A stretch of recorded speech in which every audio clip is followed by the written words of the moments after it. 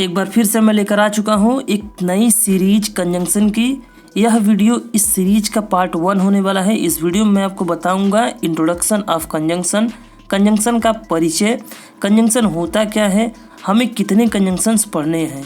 लेकिन एक चीज़ मैं आपको क्लियर कर देना चाहता हूँ कि कंजंक्शन का प्रकार जानने से कई गुना बेहतर है कि आपको ये पता होना चाहिए कि कंजंक्शन का हम वाक्यों में प्रयोग कैसे करते हैं।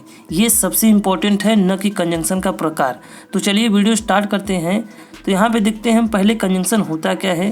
कंजंक्शन का जो आपका स्पेलिंग होता है CONJUNCTION कंजंक्शन। इसका हिंदी अर्थ होता है संयोजक। इसका डेफिनेशन क्या होता है ये भी जान लेते हैं। बहुत बढ़ा चढ़ा के डेफिनेशन नहीं बताना है, केवल सिंपल लैंग्वेज में। कंजंक्शन एक शब्द होता है जिसका प्रयोग हम sentences, words, clauses and phrases को जोड़ने के लिए करते हैं।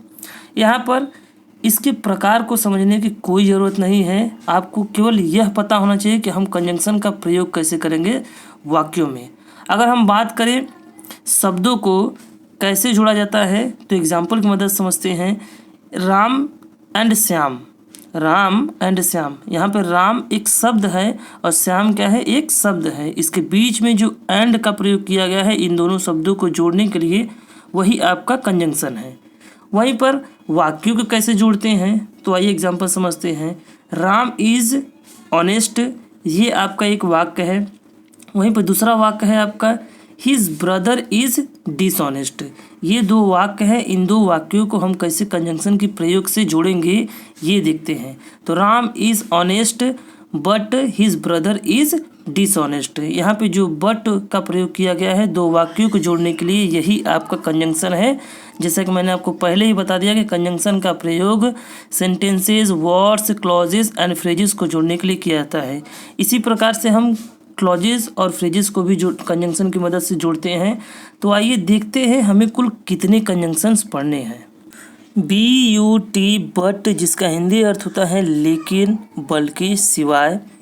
FOR for, AS as, BECAUSE because, SINCE since. इन सभी का अर्थ होता है क्योंकि या फिर चूंकि। Also, even, either, too, as well. इन सभी का अर्थ होता है भी। एज, AS, इसका अर्थ होता है जैसा, के तौर पर, के नाते।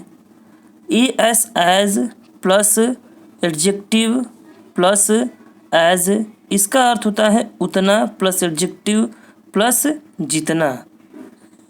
As soon as, the moment, इसका हिंदी अर्थ होता है जैसे ही।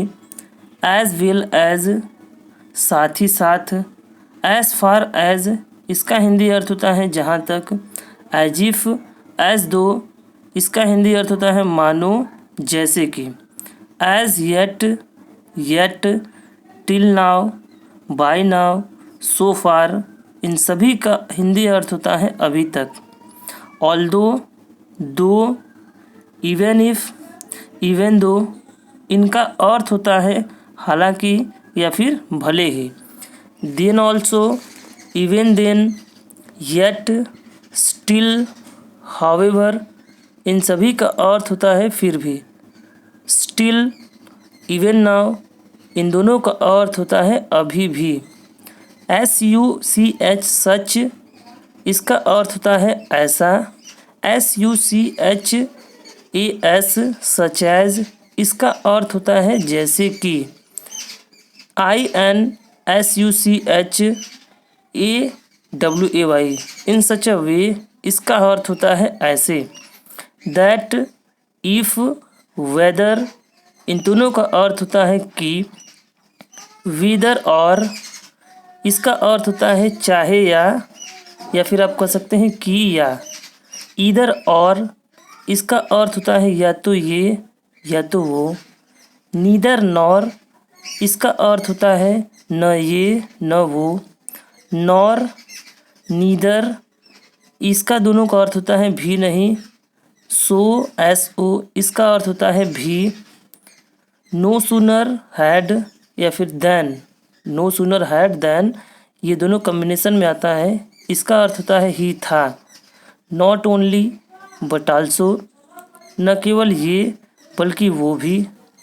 प्रोवाइडेड, प्रोवाइडिंग, दोनों का अर्थ होता है बशर्ते।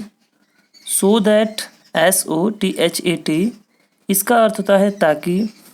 सो, हेंसफोर्थ, देयरफॉर, इन सभी का अर्थ होता है इसलिए। अनटिल, इसका अर्थ होता है जब तक नहीं। अनलेस, इसका अर्थ होता है यदि नहीं। लेस्ट, LEST, लेस्ट, इसका अर्थ होता है कहीं ऐसा ना हो कि। Till, TILL, till the time, by the time, as long as, इन सभी का अर्थ होता है जब तक। अदरवाइज और एल्स, इन दोनों का अर्थ होता है वरना या फिर नहीं तो। वेयर एज, वाइल, इन दोनों का अर्थ होता है जबकि। वहीं पर आपका जो अलग से कंजंक्शन होता है जिसे हम WH फैमिली कहते हैं, WH family as conjunction, question word का प्रयोग कंजंक्शन की तरह। इसके अंतर्गत बहुत से कंजंक्शन आते हैं, उस पर मैं एक सेपरेट वीडियो बनाऊंगा। लेकिन आगे आपके दो और कंजंक्शन हैं। व्हेनेवर, जिसका हिंदी अर्थ होता है जब कभी भी। दूसरा है यहाँ पर वेयरएवर, जिसका हिंदी अर्थ होता है जहाँ कहीं भी। तो आज की इस वीडियो में ये वीडियो आपका कंजंक्शन का परिचय था और आपको इतने कंजंक्शंस पढ़ने हैं। मैं आपको एक बार फिर से कहना चाहता हूँ, आपको अगर कंजंक्शन कितने प्रकार का है ये नहीं पता है तो इससे कोई फ़र्क नहीं पड़ता, लेकिन आपको इन कंजंक्शन का वाक्यों में सही प्रयोग करना आना चाहिए। यही आपके एग्ज़ाम में पूछने वाला है और यही आपके एग्ज़ाम में पूछेगा। तो इसी के साथ मैं इस वीडियो को एंड कर रहा हूँ। मिलता हूँ एक नए वीडियो में। अगर आपका कोई भी प्रश्न हो तो आप बेधड़क मुझसे कमेंट में पूछिए, मैं उसका रिप्लाई ज़रूर दूंगा। Till then take care and good bye.